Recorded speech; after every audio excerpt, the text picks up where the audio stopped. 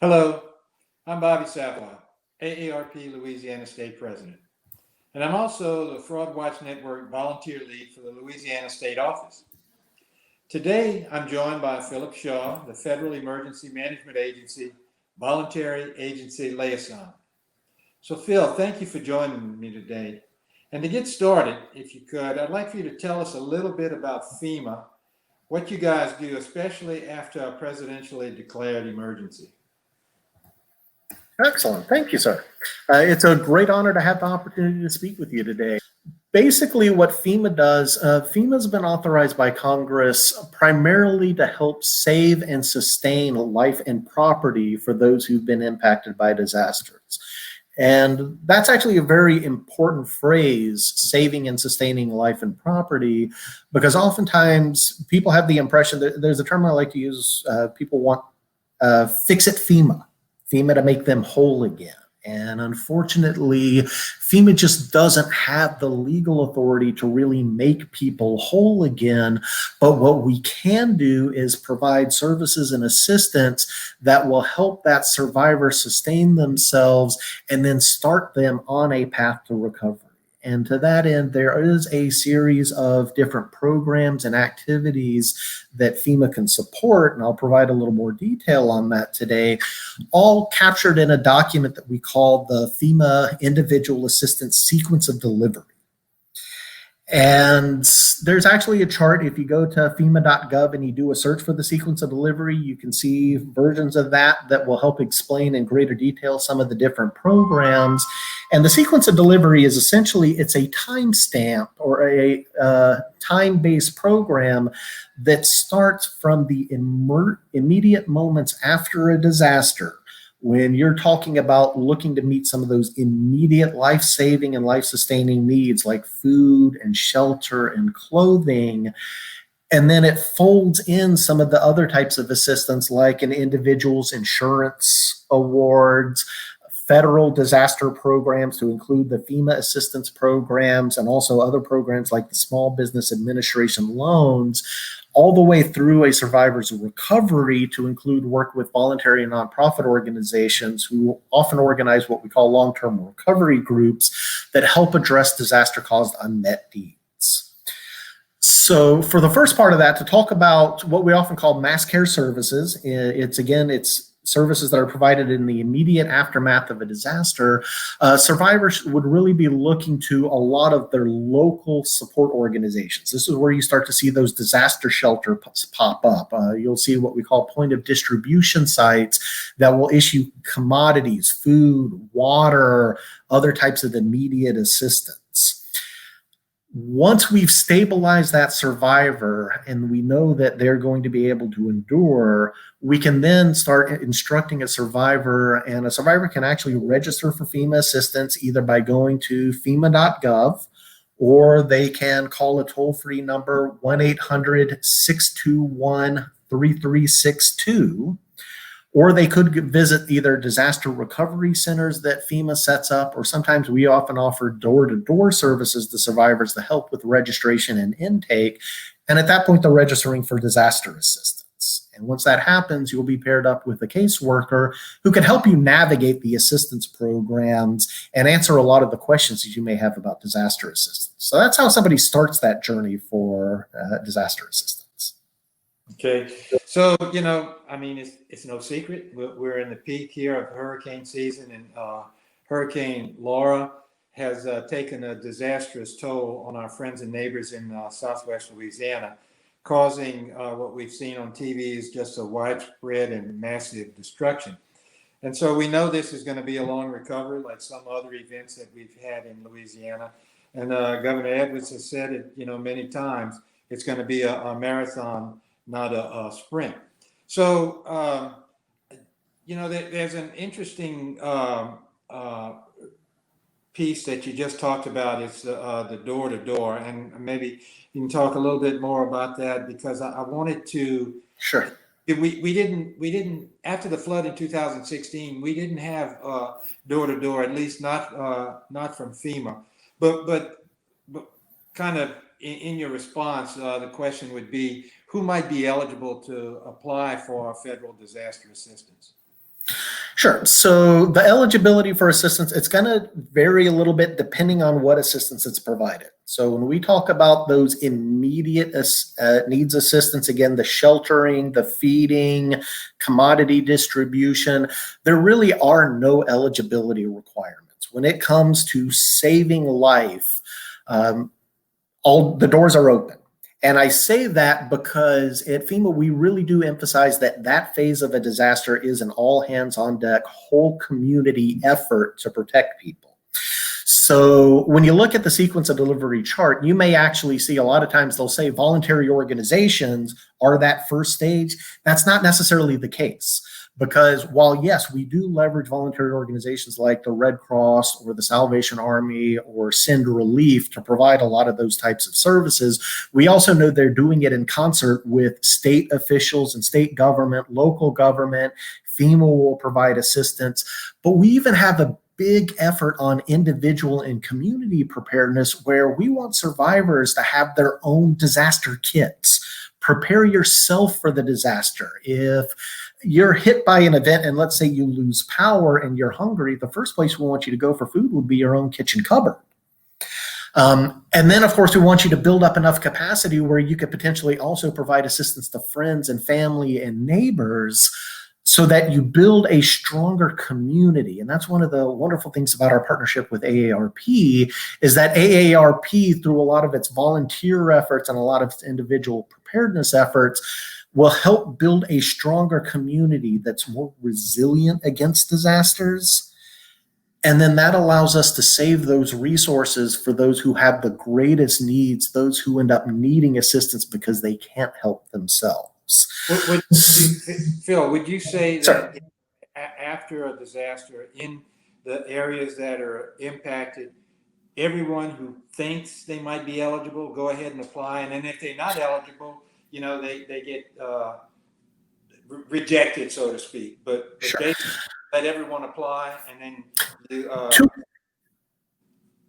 to a large degree, for a lot of those services, going up to a point of distribution site or going to a disaster shelter, there's no registration. You go, you show up, you sign in, you will be taken care of. We are going to, again, protect you to make sure that you're not left out on your own. And when I say we, that's the universal we. That includes FEMA and, again, the whole community. Then as we start putting a survivor on their pathway to recovery, now things like registration and eligibility come into play. So the first thing that we're going to want a survivor to do once we've stabilized their current situation, call your insurance company if you're insured. We want to go ahead and maximize the insurance award that you might receive because that's something you've already paid into for many years leading up to this moment. That's why you have the insurance, is so that the insurance can help you get back to normal. For those who don't have insurance, then certainly go ahead and register for FEMA assistance. And in some cases, even if you have insurance, yes, exactly as you cited, go ahead and register for the FEMA assistance because in that FEMA registration process, we're going to start to suss out what your unmet needs are, what are your most critical needs, and what are the eligibility requirements to help you navigate that process. Because sometimes for people, even who have insurance, you may still have immediate needs. And of course, it's going to take a while for the insurance payout and the awards and the inspection process to play out. And we don't want you sitting out on the streets while you're waiting that insurance process to go through. We want to make sure that we have those immediate needs. Hence a marathon, not a sprint. And absolutely. So what I'm thinking is that, there are a lot of people go to shelters, and I would suspect that the registration process is easier there because when you go to a shelter, you check in, they put your name on the list. But there are a lot of people who might relocate out of the area, or they might be lucky enough to have friends or family where they can, go for a few days. Those people might not get into a shelter. Might not start the registration process. So those folks could apply online and, going to, I guess the process would be register with FEMA, register with SBA, register with let your, insurance company know, and I guess if you do them all at the same time, there's no particular order. There isn't a particular order, and one of the advantages is that with occasional hiccups from time to time, but by and large, we talk to each other. So FEMA will work with the Red Cross and with 211 and some of the other voluntary organizations in the state. And we do often also share information with each other to make sure that we can best align our lines of service so we don't duplicate efforts. If you have a disaster survivor who, for instance, who had to evacuate from their home and in the process they left behind their insulin supply, and they need insulin, and they are at, let's say, a hotel, say they were in Louisiana and they've now relocated to Austin, Texas, and they're staying in a hotel there. If that person needs insulin, we don't want 3 organizations showing up with dinner.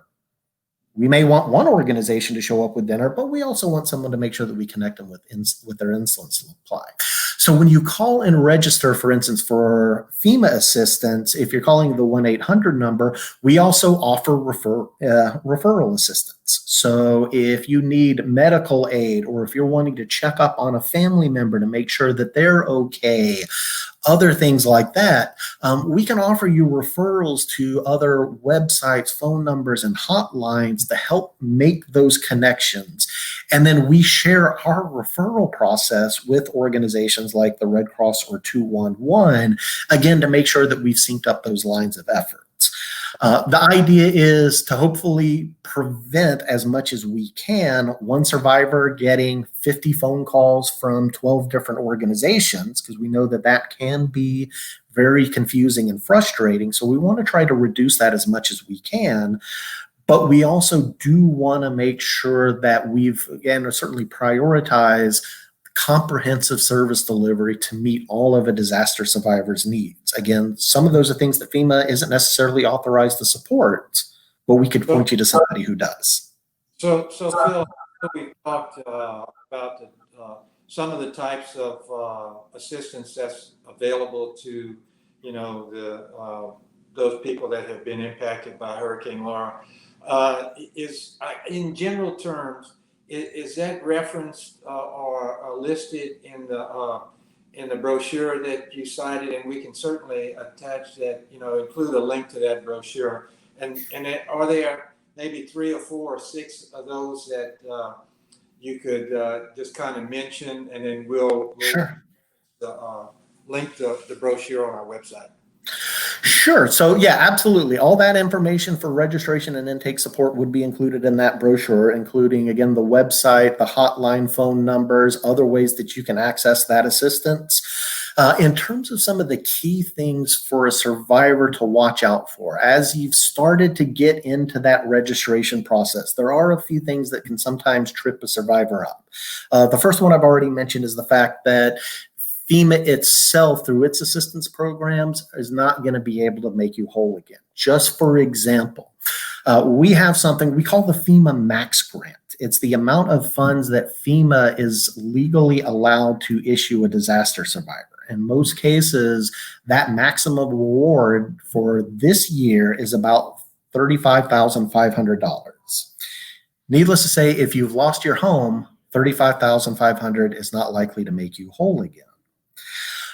But what it can do is provide assistance and help stabilize if there's a hole in your roof, if your home needs to be mucked out.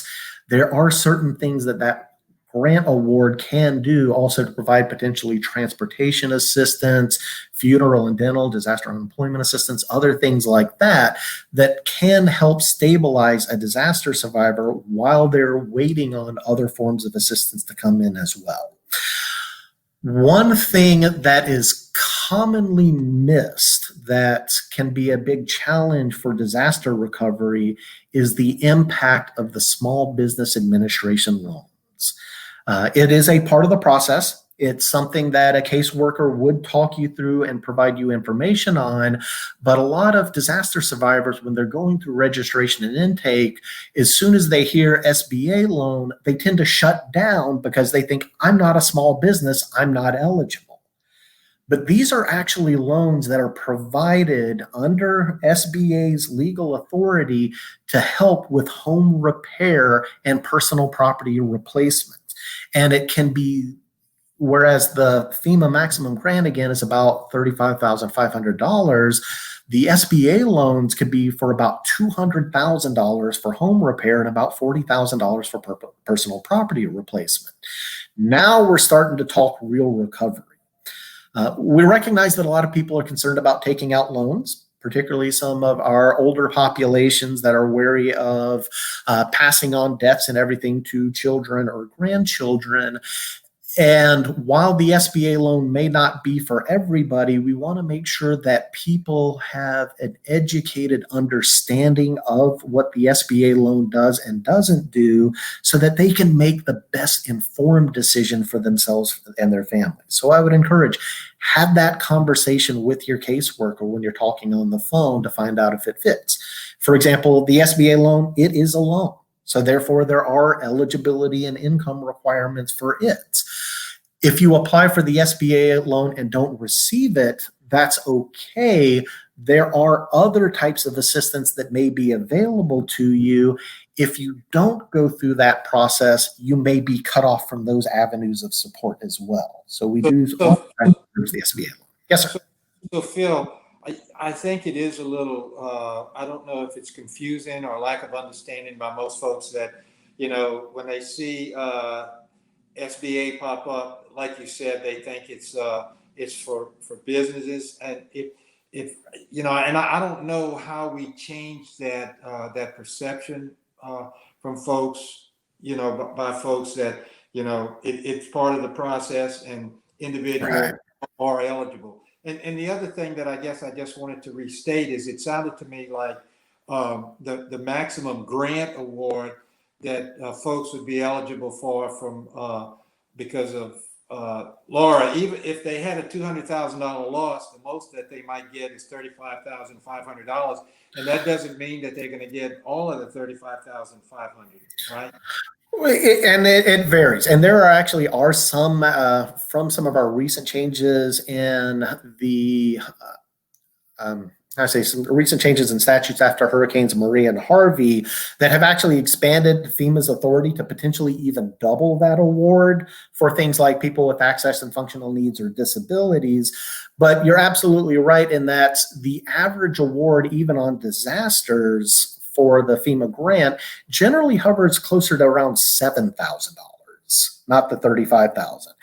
And that's because, again, of that process and navigating the process. So once you've called and you've requested and applied for FEMA disaster assistance, we're going to send a home inspector out. They're going to do an assessment. Sometimes there are conflicts over those home inspections, and there is an appeal process if somebody has issues with the award that they've received from FEMA, or if they've been denied assistance and they want to make an appeal to see if they can maybe get that denial overturned.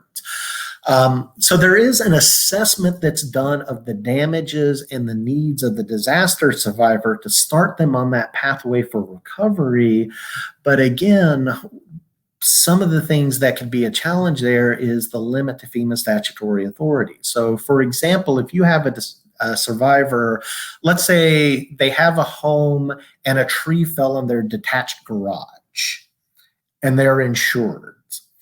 FEMA isn't going to provide the funding to repair that garage because hopefully the home insurance is going to take care of it. Now, of course, there may be eligibility considerations and everything related to the insurance. Even if insurance won't cover that damage, FEMA's legal authority is limited because that detached garage may not be necessary for sustaining the life of that disaster survivor. They can continue without the detached garage, so FEMA may not provide assistance. With every case, there's always an incredible number of nuances and details that are going to affect an award determination. Every disaster survivor has their own story. And I think what I hear you saying too, Phil, is that each case might be different. And while the neighbor might get an award for one thing that looks like you might be eligible, maybe you won't be eligible. So, it's a conversation with FEMA and or the folks that come out to do an evaluation of of your property, your damages, and your loss. And so there was a question that if someone has homeowners or flood insurance, can they also apply for FEMA assistance? Absolutely. There are types of assistance that somebody may be eligible for, even if they have insurance. And of course, it depends on what the insurance is going to cover. So, for example, let's say, okay, your insurance company is going to give you an award to repair your home, but you know it's going to take you 6 months to get a contractor out to even start the work, and maybe another 3 months afterwards for them to complete it. And if your insurance company isn't providing you funding for any interim housing up until that point, you may still be eligible for rental assistance or other types of FEMA assistance that may continue to help sustain you in that time period. Great. And that's why, yeah, go ahead. That's an important piece that certainly could be helpful for those in, impacted by a disaster. And so for Laura, do we know yet whether there's a deadline to apply for FEMA assistance? There is a deadline. Generally speaking, those deadlines are about 90 days post-incident. In Louisiana, you're going to have a few dynamics that are going to come into play. It is possible and not uncommon for FEMA to extend those deadlines. We also know that FEMA is continuing, as we speak, a damage assessment process, and it's amending its disaster declaration to add additional parishes.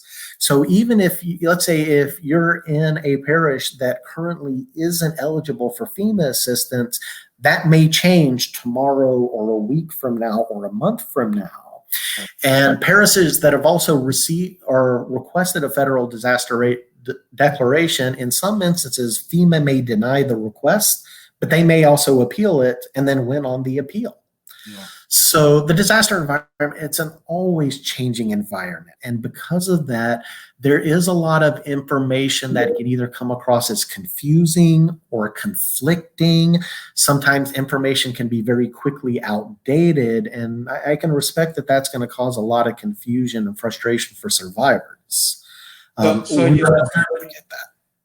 one of the things that you mentioned, and actually you said it a couple of times, is appeal. So if FEMA or SBA would deny an application, there is an appeals process. And does FEMA hold that against you if you appeal their decision or decisions? Absolutely not. We've developed a process by which we handle those appeals. We often encourage the appeals. And in fact, one of the things that FEMA often does is we will work closely with a lot of the voluntary and nonprofit organizations. So getting to that last stage when we're really trying to make the survivor whole again, if they don't have the means either through insurance or on their own to do that themselves, we'll work very closely with a lot of voluntary organizations. They often form what we call, in particular in Louisiana, they do form long-term recovery groups. That's a coalition of nonprofit organizations that are there to catch the people who've slipped through the cracks of disaster assistance and start helping them out. Part of what those organizations will do is focus on case management and advocacy. So let's say, for example, you have a disaster survivor that was evacuated because of flooding. All of their paperwork, their proof of home ownership, everything like that needed to determine their eligibility for FEMA assistance was lost when they lost their home to the floods, and they're now in another location. They may get an initial denial from FEMA, but they could work with those voluntary organizations, and those organizations have a vested interest in helping to maximize both insurance and federal disaster assistance, because those organizations have very limited funds and they want to save that for the people in the greatest needs. So they'll help with some of that advocacy work. For somebody who doesn't understand the process, these groups understand it better, and they can help you get through that.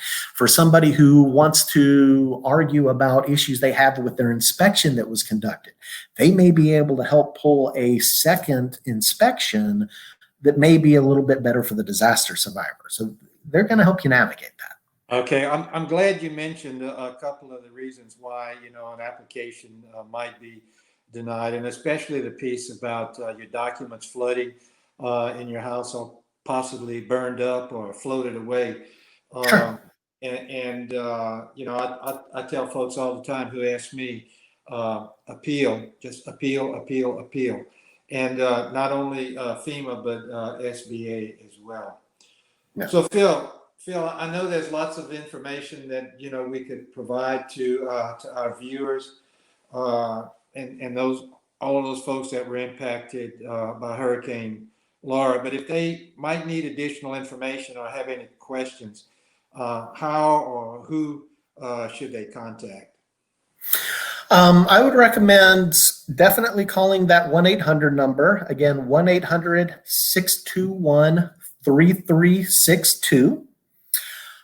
Definitely go to www.fema.gov. And there is a section in there for people to receive disaster assistance where you can actually apply online, but also just get more information on FEMA. So I would say start there. But additionally, reach out to those local organizations that are providing assistance, whether or not that's FEMA personnel in a disaster recovery center or local voluntary organizations. Those are the people who are on the ground that can help you navigate that bureaucracy and advocate for you to try to generate the best outcome for the survivor possible. So let's one other thing that came to mind. Generally after a disaster, an emergency, your family, your friends, church group, that's where you can get generally immediate help from. After you begin the process, the application with FEMA, as an example, how long do you think it usually takes to get, some first assistance to folks? Sure. Sometimes those awards can happen very quickly. By and large, these days, the awards are direct deposits. We do have some programs. For instance, I know in Louisiana, we did turn on one program called Critical Needs Assistance. It's essentially an immediate cash award. You sign up, you register, and you should pretty much get close to a same-day advance of up to about $500 as an immediate cash award. Other types of assistance can take a little longer depending on what assistance you're requesting and what the requirements are around it. So again, is a home inspection required or other types of assistance? But I do know, for instance, I believe we've moved over $25 million worth of assistance awards to Louisiana already on this operation. We know those awards are going to increase quite significantly as we go forward. And FEMA does provide, through its Joint Field Office, regular updates. I receive those notices 3 times a day on what the total award amount is, both through individual assistance, even breaking it down to more specific programs like rental assistance, housing assistance, other things like that, and the SBA awards. So I know that we have folks who have been displaced from their homes who are in temporary housing, basically in hotel rooms. If there's no change, I think they'll have 30 days there to stay there. And then I have heard that some kinds of manufactured housing will be available longer term for folks so they can begin the reconstruction progress. Any thought on how long that manufactured housing would take to be available to folks? Specific for Louisiana in this operation, we have not yet activated what we often call the MHU's manufactured housing units for it as a temporary housing solution. Right now in Louisiana, we're primarily focused on non-congregate sheltering, which is primarily putting people up in hotels as their interim housing option while we're trying to get them on their pathway to a new normal. That being said, I know we will not allow either the existence or even the lack of those manufactured housing units to be an impediment to the housing needs of disaster survivors. There's a multitude of other programs that we're going to lean into and rely on, from hotels to other programs that are currently underway, like the Army Corps of Engineers is carrying out what we call its Blue Roof program, where it puts a tarp on your home if there's a hole in your roof to allow a survivor to return to their own home and shelter in place until permanent repairs are conducted. Ultimately and always, FEMA's primary goal is going to be to try to return a survivor to their home. If that means that home has to be relocated somewhere else because of potential future flood risk, or of course, if that home requires a full reconstruction effort, we're always going to aim to return a survivor to what we often call their new normal. We don't necessarily want you going back to where you were before the disaster hit, because we want you to be more resilient going forward. At the same time, we don't want to keep you in a hotel forever. We don't want to keep you in a manufactured housing unit or a trailer forever as well. So right now, at least, we're not having a lot of conversations on manufactured housing units, but I will say that we are working very closely with the state and voluntary organizations to guarantee housing solutions for survivors. And I think another thing I hear you saying, Phil, is that it's evolving. It's an evolving process, and that our viewers, our members, those impacted need to stay tuned, follow the news. I know the governor has a website. He sends out, his office sends out information about the latest on the disaster and coronavirus and whatever it is. So I think that that's a piece that we need to maybe put that on our website so folks can access it if not. I know that we're getting to the wrap up point now. I know that we've covered a lot of things, and people who have been impacted and are in a state of shock. It's hard to digest all of this information. There may have been some things that we left out. It's hard to cover everything in a short video like this. But in closing, any final comments that you have for our viewers? The main thing I would want to recommend for a survivor, this is one of those, it really is an all hands on deck effort, especially given the magnitude of this disaster and the damage that people have sustained and the challenge that we know is probably going to be a multi-year path towards recovery. To that end, it is so important that we work together. It's great that FEMA has the partnership that it has with AARP, and that AARP has been so effective on messaging some of those key priorities like volunteering, like engaging with the other community organizations. Bobby, you made a reference to that huge influx of information that oftentimes can be very confusing, very hard to digest. One important thing that I think it's a service that AARP has been wonderful in helping us amplify is an anti-fraud message. With the amount of information that's out there, oftentimes there's a lot of information that can be inaccurate. And sometimes that information is done to take advantage of those people who are most vulnerable. And where we can cooperate together to deconflict some of the bad information that's out there and certainly go after those who take advantage of those who are vulnerable, I think our anti-fraud efforts are critical in this. And to that end, reaching out to those information sources identified, calling in the FEMA hotline can help really deconflict a lot of that bad information and making sure you're not being taken advantage of. If somebody shows up to your home and says, for $500, I'm going to help you get federal disaster assistance, that is not the person you want to be talking to right now. There are people who are there who can help you, that are trusted agents and trusted organizations that can help a survivor get to their new normal and help them recover. Right, Phil. I appreciate you saying that. AARP does try to get that message out about fraud and scams, especially to our members age 50 plus, but everyone. And we think that AARP is a trusted source of information, and so we just try to do the best that we can with that. And look, I can't thank you enough, Phil, for taking the time to join us today. And on behalf of AARP Louisiana, we thank you for that time. To our viewers, and especially those impacted by Hurricane Laura, we ask, be vigilant, be patient, be persistent, be encouraged. And it might not look like it today, but better days are coming.